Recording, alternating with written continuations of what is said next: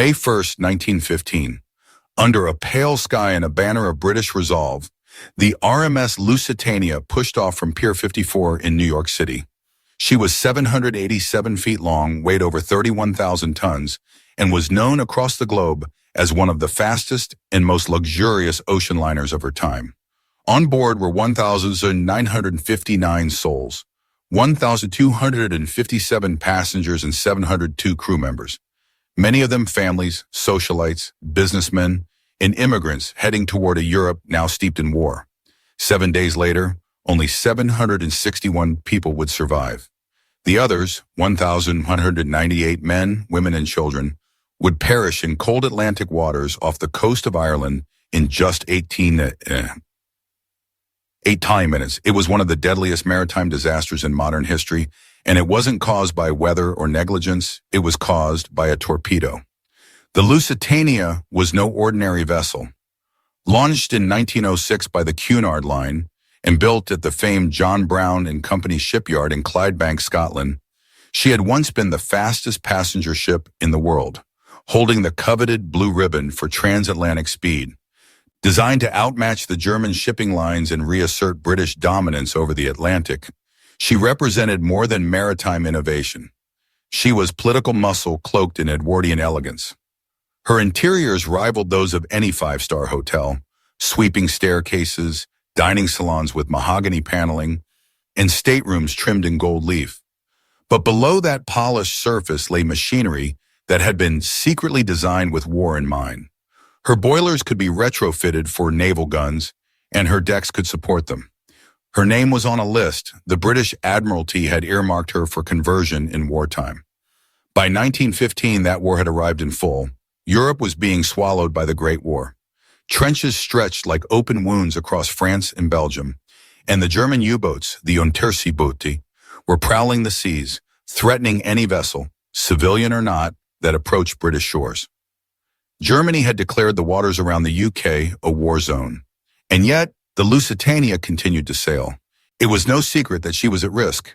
The German embassy in Washington, D.C. had even taken out newspaper ads in the New York Times and other publications warning that any British ship entering the war zone could be attacked. The warning sat just below Cunard Line's own ad for the Lusitania's departure. Passengers saw it, some grew uneasy, but others brushed it off as bluster. Surely the Germans would not torpedo a civilian ship, not one this fast, this famous, this full of Americans. That optimism would soon prove fatal. The Lusitania's final voyage began as any other. She was carrying passengers, mail, and over 4,200 cases of small arms ammunition, a fact little known to the public at the time. On board were 128 Americans, including the millionaire Alfred Gwynne Vanderbilt, playwright Charles Frohman, and art collector Hugh Lane.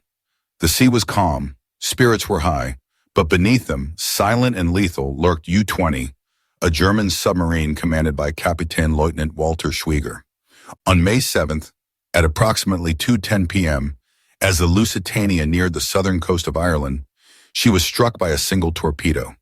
Within seconds, a second larger explosion erupted from within, perhaps from igniting coal dust or from munitions, a detail still debated by historians.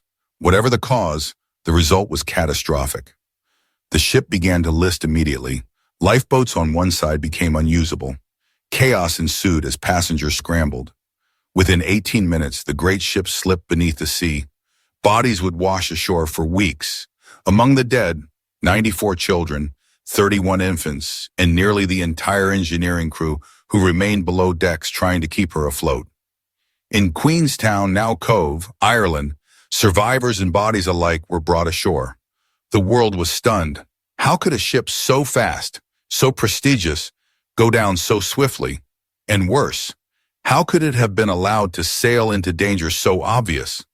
The RMS Lusitania now lies at a depth of 305 feet, 93 meters, off the old head of Kinsale. Her resting place is quiet, rusted, and ruptured, but the echoes of her final days still ripple outward. She was more than just a ship. She became a symbol of vulnerability, of miscalculation, and of lives taken not by accident, but by design. She marked a turning point, not yet the end of innocence, but certainly the end of illusion. What followed was not just mourning, but questions, outrage, and eventually, transformation. Over the next chapters, we will follow the Lusitania's journey, from triumph to tragedy, from sea to grave, and from memory to myth. Before it became a ghostly graveyard beneath the Atlantic, the RMS Lusitania was a floating marvel of Edwardian ambition, a ship that inspired awe long before it met its doom. From the moment she was launched in June 1906, she captivated the world. With 4 towering funnels, sleek lines, and engines capable of propelling her at 25 knots, she was among the fastest vessels on Earth. She wasn't just built to transport, she was built to impress, to intimidate, and to win the transatlantic race against Germany. And for a time, she did. The Lusitania and her sister ship Mauretania were commissioned by the British government in part to secure naval supremacy should war break out. Though operated by Cunard, both ships were built with government subsidies, provided they could be quickly converted into armed cruisers if needed. Beneath her elegant decks, Lusitania housed powerful Parsons steam turbines and 25 boilers capable of military-level propulsion. She was essentially a warship dressed in lace, capable of carrying over 2,100 passengers and nearly 1,000 crew across the Atlantic in just under 5 days. But what truly set her apart was not her speed, it was her luxury. In first class, passengers dined under chandeliers, bathed in marble tubs, and walked hallways lined with rich carpets and mahogany trim. Second class rivaled the first-class cabins of lesser ships. Even steerage was comparatively comfortable, offering migrants and working families a civilized passage across the ocean. Cunard spared no expense. She was a floating palace meant to challenge the rising German liners like the Kaiser Wilhelm der Große and Kronprinz Wilhelm. The Lusitania quickly earned the Blue Ribbon, the unofficial honor for fastest crossing of the Atlantic, with a record time of 4 days, 19 hours. She was celebrated in British newspapers, praised in Parliament, and viewed as a national treasure. For Cunard, she was the crown jewel. For Britain, a symbol of technological superiority. The outbreak of World War I in 1914, however, changed the role of ships like Lusitania. While she remained in commercial service, her once glorious voyages now carried undertones of danger.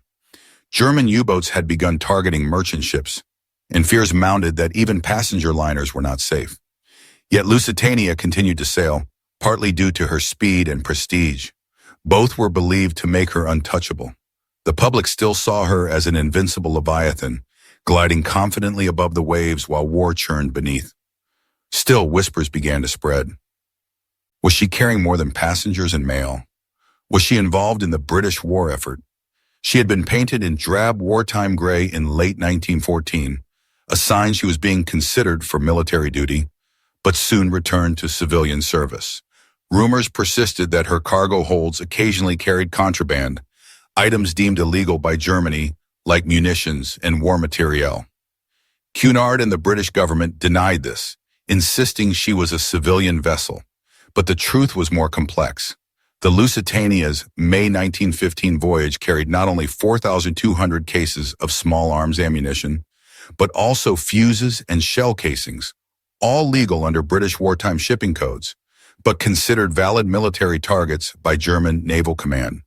Whether these cargo items contributed to her sinking or second explosion remains controversial, yet their presence complicates the notion that Lusitania was an innocent casualty. In the world of wartime propaganda and shifting alliances, even truth became a weapon. Despite growing tensions, Lusitania remained popular among travelers. On her final voyage, she was only lightly booked, roughly 60% of her total capacity, but still carried prominent Americans, families with children, and war-weary Europeans seeking refuge or reunion. Many passengers assumed her speed made her invulnerable to submarine attack. After all, U-boats were slow and Lusitania could outrun them, but that sense of invincibility was beginning to crack. The German Navy, frustrated by the British naval blockade, had declared unrestricted submarine warfare in early 1915. They warned neutral nations that any ship, especially those suspected of aiding Britain, could be targeted. The warning was not idle. German U-boats had already sunk numerous vessels in the English Channel and Irish Sea. Still, Lusitania was so revered, so fast, and so visible that many believed she existed outside the rules of war. She didn't. Her reputation, her grandeur, even her name, derived from the Roman province that became modern-day Portugal, carried the weight of empires. But no amount of prestige could protect her from steel and fire under the waves. As she steamed east across the Atlantic in May 1915, her passengers gazed at the horizon, unaware that her glory days were behind her. Beneath her keel, in the dark, cold waters, Schwieger's U-20 was already waiting. The morning air in New York on May 1, 1915, had been unusually crisp for spring, yet a strange tension clung to the docks as passengers prepared to board the RMS Lusitania. Among the usual bustle of porters and farewells, whispers passed between travelers about the German warning. A printed notice had appeared in several newspapers, including the New York Times, directly beneath Cunard's advertisement for Lusitania's departure. Issued by the Imperial German Embassy, the warning stated that any ship flying the flag of Great Britain or its allies was liable to be destroyed in the declared war zone around the British Isles. Some took the notice seriously. Several first-class passengers canceled their bookings at the last minute. But for most, the idea that a German submarine would dare attack a passenger liner, let alone one filled with American citizens, seemed unthinkable. It had never happened before, and surely not to a ship as fast and formidable as Lusitania. Captain William Thomas Turner, a veteran mariner with a calm demeanor and a reputation for precision, was handed command of Lusitania for this voyage. Though not a man of dramatics, he was acutely aware of the risk. The British Admiralty had issued several notices to merchant ships about submarine activity off the southern coast of Ireland. Naval intelligence had even tracked U-20's movements. Yet Turner received no direct escort and only vague advice. Stay near the coast, zigzag if necessary, and keep watch. But Lusitania, running on just 4 of her boilers to conserve coal, was not moving at top speed. Her average speed that day was around 18 knots, not her usual 25. She was also sailing on a more southerly route than usual, one that placed her uncomfortably close to known submarine territory. As she approached the Irish coast on May 7th, visibility was good, but the seas were deceptively still. Below the waves, Captain Lieutenant Walter Schwieger aboard the U-20 was already watching. The submarine had been patrolling the area for several days and had sunk multiple ships, including a schooner and a steamer. Its torpedoes were limited, but Schwieger knew the Lusitania by profile. She was hard to miss. 4 massive funnels in a towering superstructure, a silhouette known to all. At 2:10 p.m., the fatal moment arrived. Schwieger ordered the torpedo fired from a distance of about 700 meters. The weapon struck Lusitania on the starboard side just below the bridge. Survivors would later describe the sound not as a boom, but as a dull, metallic crack, like a steel spine breaking. Seconds later came a second explosion, far louder, seemingly internal. Water gushed through the hull, passengers screamed, and the ship began to list sharply to starboard. In just 18 minutes, the once proud liner began to sink. Of the 48 lifeboats, only 6 were successfully launched. Many passengers were trapped below deck. Others struggled with tangled ropes and collapsing davits. A few jumped, clinging to wreckage in the frigid Atlantic water. Some were pulled down by the suction of the sinking vessel, surfacing too late to survive. Captain Turner remained on the bridge to the end and was among the survivors, but his reputation would never fully recover. The British government, under First Lord of the Admiralty Winston Churchill, would later scrutinize his actions, but many questions pointed elsewhere. Why was Lusitania left unescorted? Why was her route not altered more drastically? And most haunting of all, had she been deliberately placed in danger? The aftermath in Ireland was haunting. Fishermen and locals near Queenstown, now Cove, rushed to the rescue, pulling survivors from the water and collecting bodies along the rocky coastline. Over 760 people were saved, but most of the 1,098 dead would never be recovered or identified. Families were shattered across continents. Among the dead were 128 Americans, a loss that sent political shockwaves through Washington. Germany defended the attack, citing Lusitania's war materials. The British condemned it as mass murder. The truth, like the ship, was already sinking, weighed down by wartime secrecy and propaganda. In the days after the sinking, Newspapers on both sides of the Atlantic burned with outrage and speculation. Editorials demanded retribution. Posters showed German officers laughing as women and children drowned. The Lusitania was no longer just a ship, it was a symbol, and like all symbols in wartime, it would be used. The passengers had trusted their tickets. They had boarded with faith in steel and speed, and with confidence in the rules of war, rules that no longer applied in the era of submarines and total conflict. The waters off Ireland had become a killing ground, and the Lusitania was its most famous victim. But perhaps the most chilling realization came later. The Germans had announced their intent. The public had been warned, and still the voyage went on, as if the world, drunk on pride and disbelief, could not imagine what would come next. At precisely 2:10 p.m. on May 7, 1915, the steel silence of the Atlantic was broken by a streak beneath the surface. A single torpedo launched from German submarine U-20. It took less than 30 seconds to reach its target. The RMS Lusitania, gliding south of the old head of Kinsale at 51°25 and 8°33 UV, was struck on the starboard bow, below the bridge near the No. 1 boiler room. Survivors described the sound as a muted thud, followed quickly by an eerie shudder that traveled the length of the vessel. Then, suddenly, a second, much larger explosion erupted from within. Debate still swirls around that second blast. German records insist only one torpedo was fired. The British maintain the second explosion was caused by a second torpedo, but no such evidence exists in Schwieger's detailed log. Modern historians, after analyzing wreck footage and survivor testimony, now point to a likely cause: the ignition of coal dust, ruptured steam lines, or perhaps the 4,200 cases of small arms ammunition in the cargo hold. That second blast sealed Lusitania's fate. Water poured in with terrifying speed. Within 90 seconds, the bow was listing sharply. Captain Turner gave the order to abandon ship almost immediately, but chaos reigned. The sudden tilt made it nearly impossible to launch lifeboats from the port side. Those on the starboard side often dropped unevenly, spilling passengers into the sea. Some boats were crushed as the ship's structure twisted. Of 48 lifeboats, only 6 were launched properly. Families were separated in the rush. Many were below deck at the time of the hit, at lunch or resting in cabins, and never made it up. The grand staircase, so often praised for its elegance, became a death trap. Water surged in through the gangways and ventilation shafts. One steward recalled seeing children floating in their cribs, still sleeping, unaware. Others were pinned under debris as the vessel groaned and twisted. Among the 1,959 people on board, 1,198 perished, including 94 children and 31 infants. The death toll included Americans, British, Canadians, and Belgians.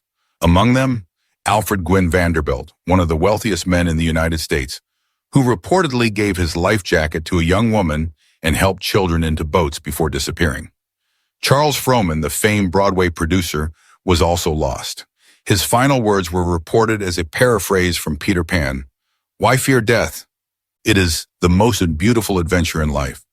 Survivors spoke of a strange silence as the ship's stern rose from the water. It was 2:28 p.m., just 18 minutes after the torpedo struck, when the Lusitania disappeared beneath the waves, leaving a scattered field of lifeboats, bodies, and debris. The wreck settled upright at a depth of 305 feet, 93 meters. Her once proud hull split and twisted by the pressure of her final descent. Those who survived were plucked from the water by local Irish fishermen, British patrol boats, and merchant vessels. Many were taken to Queenstown, where makeshift morgues were set up in public buildings. Telegraphs flew across the Atlantic. Newspapers scrambled to piece together what had happened. By nightfall, the name Lusitania was etched into the consciousness of the world, not as a marvel of engineering, but as a grave warning. Back in Germany, U-20 surfaced to survey its work before slipping away. Kapitän Lieutenant Schwieger recorded the event with cold precision in his logbook, noting the listing ship in the chaotic flight of lifeboats. He made no apology. Lusitania, he believed, was a valid target, carrying munitions to Britain, sailing under the enemy's flag, and navigating through a declared war zone. The political fallout was immediate. In Britain, rage and mourning turned to propaganda. Posters and pamphlets circulated showing drowning women and babies, crying out for vengeance. Prime Minister H. Asquith condemned the attack as an inhuman act of piracy. In the United States, President Woodrow Wilson faced mounting pressure to act. 128 Americans had died. Voices in Congress demanded war. But Wilson hesitated. He issued 3 stern diplomatic notes to Germany over the following weeks. But America remained neutral, for now. Still, the attack changed the tone. No longer could civilians assume immunity from the battlefield. The sea itself had become weaponized. Lusitania was not just a tragedy, it was a warning, a foreshadowing of total war. The idea of rules at sea, of flags, manifests, and civilian protection had been obliterated in 18 minutes. Lusitania's sinking did not bring the United States into World War I. That would come 2 years later, with the Zimmerman telegram and the resumption of unrestricted submarine warfare. But the seeds were sown in the cold waters off Ireland. And for the families of those lost, who waited in train stations and telegraph offices for word that never came, the name Lusitania would never mean speed or elegance again. It would mean grief, betrayal, and the end of an era where the ocean could be trusted. By the morning of May 8, 1915, headlines around the world screamed in bold black letters, "Lusitania sunk. Over 1,000 dead." What had started as a transatlantic voyage of routine luxury had become a watershed moment in both public outrage and wartime propaganda. In London, newspaper boys cried the news through the streets. In New York, people gathered at telegraph offices in grim silence, scanning lists of survivors. And in Germany, newspapers offered brief reports with none of the soul-searching pouring from Allied presses. It was clear this event would become more than a maritime tragedy. It would be a political weapon. In Britain, Prime Minister H. Asquith and First Lord of the Admiralty Winston Churchill understood the magnitude of the moment. The attack on a civilian vessel, especially one carrying American passengers, had handed them a powerful narrative.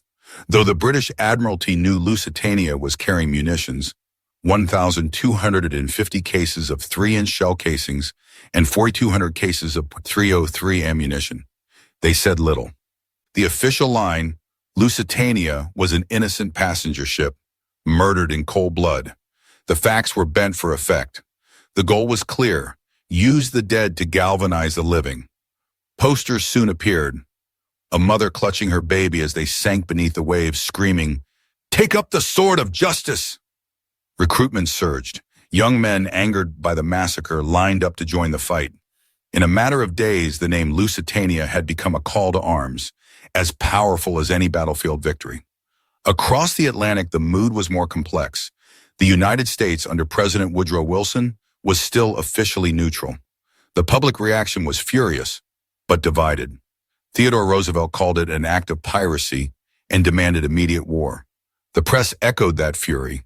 The New York Times published emotional editorials, while the Boston Globe ran images of drowned babies next to portraits of German officials.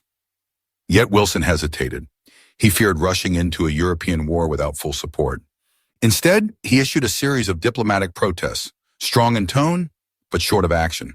Germany, for its part, defended the U-boat attack without apology. The German government insisted that Lusitania was carrying war materials and that passengers had been warned. Indeed, the German embassy's newspaper warnings had been published days before the ship's departure. But Germany underestimated the emotional power of the tragedy. It had expected America to remain rational, but grief is rarely logical. The deaths of 128 U.S. citizens, many of them women and children, had lit a slow-burning fuse. The German public, however, was not of one mind. While many saw the sinking as justified, part of their struggle against the British naval blockade, others were horrified. A few voices in the Reichstag questioned the wisdom of targeting such a high-profile ship. Some German newspapers, like Berliner Tageblatt, urged caution. But by then, the narrative had already shifted in the eyes of the world. Behind closed doors, British officials began to worry. The explosion that followed the Torpedo strike had been so violent, so instantaneous, that it raised questions about what the ship had been carrying. But publicly, they dismissed German claims as excuses. The focus remained on the dead, not the cargo. The Admiralty even attempted to suppress survivor reports suggesting multiple explosions and sealed records related to Lusitania's cargo for decades. The ship's owner, Cunard Line, was devastated. Their flagship vessel had been reduced to twisted steel at the bottom of the sea. Their name, once synonymous with safety and prestige, was now tangled in a web of controversy. Yet the public blamed Germany, not Cunard. If anything, the tragedy increased sympathy for Britain's war effort. The cultural impact of the Lusitania's loss rippled far beyond politics. Poets and artists took up the subject. Memorial concerts were held in New York and London.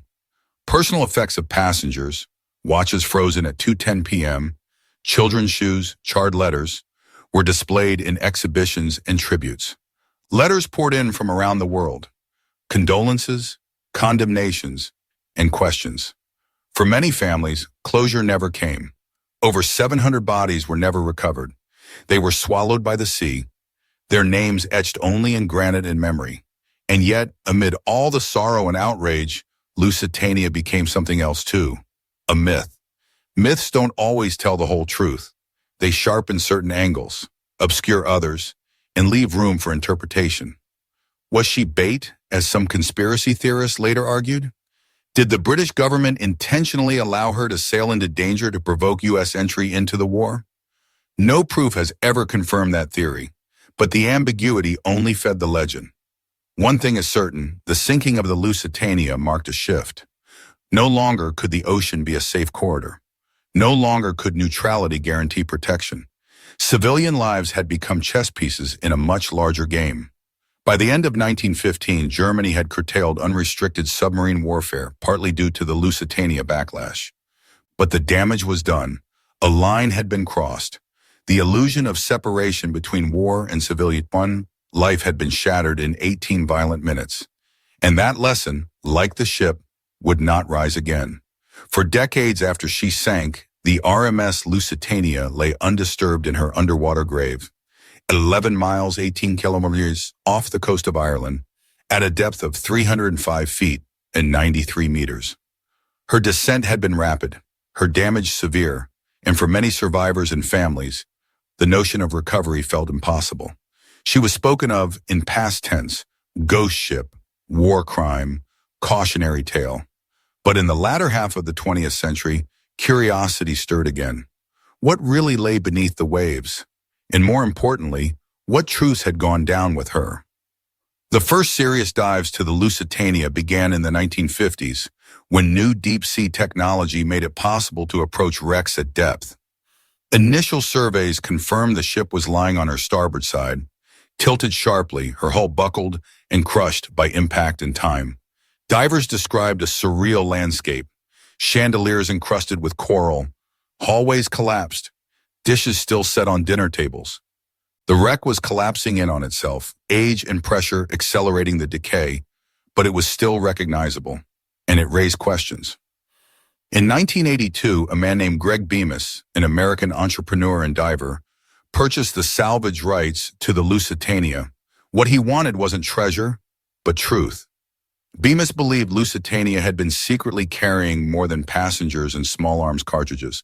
He wanted to test for explosives, to confirm or refute the long-held German claim that Lusitania was a legitimate military target. His dives throughout the 1990s and 2000s were both ambitious and controversial. The British and Irish governments resisted intrusive exploration, citing the site as a maritime war grave. Families of the dead objected to salvage operations, insisting the wreck remain untouched out of respect. But Bemis, working with marine archaeologists and explosives experts, persisted. What they found deepened the mystery. Divers recovered twisted hull plates blown outward, not inward, suggesting an internal explosion of enormous force. Some compartments had damage inconsistent with a single torpedo. A sonar scan revealed parts of the cargo hold collapsed in ways that hinted at stored material more volatile than coal or ammunition alone. But definitive proof of contraband or high explosives? Still elusive. The British National Archives, decades later, released sealed documents suggesting that the Lusitania had indeed been carrying materials prohibited under wartime maritime law. These included fuse components, shrapnel cases, and possibly hydrophobic substances used in artillery manufacturing. But officials maintained these items were non-explosive in transport and therefore did not justify the sinking. Yet the most haunting discovery wasn't structural, it was human. Divers reported seeing shoes with bones still inside, baby cradles, silverware engraved with names long forgotten. The Lusitania was not just wreckage, it was a memory made solid, a time capsule of Edwardian tragedy, sealed in rust and silence. These revelations reignited old questions. Did the British government allow Lusitania to sail, knowing she was a target? Did they suppress knowledge of her cargo and to inflame public opinion against Germany? Was she sacrificed, intentionally or not, as part of a greater strategic maneuver? Historians remain divided. Some argue that no one truly expected a German U-boat to strike such a high-profile target. Others point to Winston Churchill's own words, written years later, hinting that neutral ships might become useful political leverage. "It is most important to attract the U.S. into the war," he once said. Lines like that leave shadows. Still, even as the debates continued, the wreck itself became sacred ground. In '95, the Irish government declared the Lusitania a protected historic site. No unlicensed diving would be permitted. The ship, now breaking apart with each passing storm, was finally to be left in peace. Greg Bemis, until his death in 2020, continued to advocate for responsible exploration, hoping to preserve what he called the final testimony of 1,198 souls. In popular culture, Lusitania's story remained both a cautionary tale and a flashpoint. Books, documentaries, and fictionalized accounts flourished, some focused on the tragedy, others on the alleged conspiracy. Unlike Titanic, which often inspired romantic retellings, Lusitania invoked something darker, a sense that the truth had been traded and lives sacrificed in the name of power. And unlike Titanic, Lusitania sank not in peacetime hubris, but amid wartime calculation. She belonged to a different kind of history, one where civilians and soldiers drowned in the same sea, where the front line had no borders. Today, only fragments of her remain, bronze fixtures coated in algae, the outlines of her grand staircase, silent and broken. Yet through the silt and wreckage, Lusitania still speaks, not just about war, but about trust and how easily it can be sunk.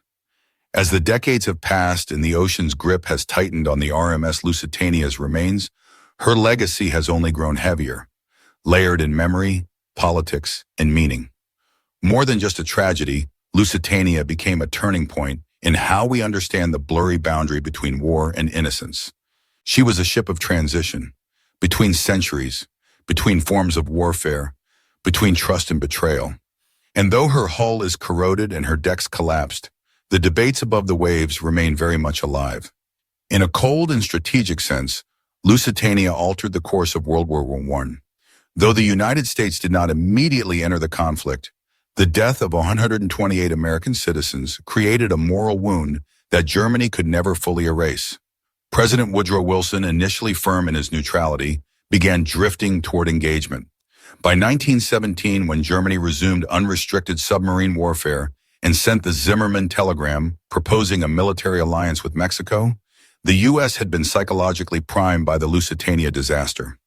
Without her sinking, public resistance to entering the war might have remained stronger. As such, Lusitania didn't just go down with lives and steel, she went down with America's last illusion of safety. For Britain, the ship served as both a rallying cry and a symbol of cunning ambiguity. The British government never fully acknowledged the extent of military goods in Lusitania's cargo holds until decades later, but they leaned into the emotional impact. Her loss was portrayed as the murder of the innocent, a violation of civilized codes. Recruitment posters bore the ship's name in blood-red ink. Paintings showed ghostly women sinking beneath dark waves, arms outstretched toward justice. To a weary empire, Lusitania's death gave new fire to its war rhetoric. To Germany, the name Lusitania carried a different weight. While many officials defended the U-boat attack as lawful under wartime rules, others recognized it as a public relations disaster. Even among the German population, the image of a torpedoed passenger liner haunted the conscience. Kapitän Leutnant Walter Schwieger, the man who had ordered the fatal shot, was quietly awarded the Pour le Mérite, Germany's highest military honor. But he was also shielded from public exposure. He died the following year, in September 1917, when U-88 struck a British mine. In the wreck's current state, splintered, rusted, partially buried, there remains something deeply human. Divers who have visited the Lusitania speak not only of structural collapse, but of an overwhelming silence. No fish dart among the beams, no coral paints her walls, just stillness and time. And among that quiet, stories endure. There are the tales of bravery, stewards who carried infants to lifeboats, passengers who formed human chains to guide each other through tilted stairwells. There are the tales of loss, letters never delivered, names never spoken again, families who gathered at docks that never yielded their loved ones. But perhaps most enduring is the story of what the Lusitania represents in the modern psyche. She is a cautionary parable, a reminder that no vessel, no matter how fast, how grand, how well built, can escape the consequences of geopolitics and hubris. Her fate underscores the reality that war does not always begin with guns on battlefields. Sometimes it begins with silence, misjudgment, and a single flash beneath the sea. In academic circles, Lusitania continues to inspire heated analysis. Some see her as a victim of German brutality. Others argue she was used, her sinking manipulated to shift public opinion. The truth may lie somewhere between, but what is certain is that her name still evokes emotion more than a century later. Her wreck is now protected under Irish law, and any exploration must be conducted with care and respect. Yet the arguments she ignited still echo. Is it ever justifiable to risk civilians for a greater goal? What happens when governments withhold truth from their people? What should we believe when narratives clash with facts? These are questions not only about a ship, but about us. As the Lusitania rests on the ocean floor, crumbling slowly under salt and pressure, her story continues to surface. In classrooms, in documentaries, in courtroom archives, and maritime memorials. She is not forgotten. She is not forgiven. She is unfinished. And that, in many ways, is her final legacy. Not just a wreck, but a reckoning. And now, as we rise from the depths and leave behind the cold shadow of the Lusitania, we're left with more than just a tragic timeline. We're left with a question that quietly follows us. How close are we to the edge without even knowing it? The passengers who boarded that day believed in luxury, in speed, in the safety of nations.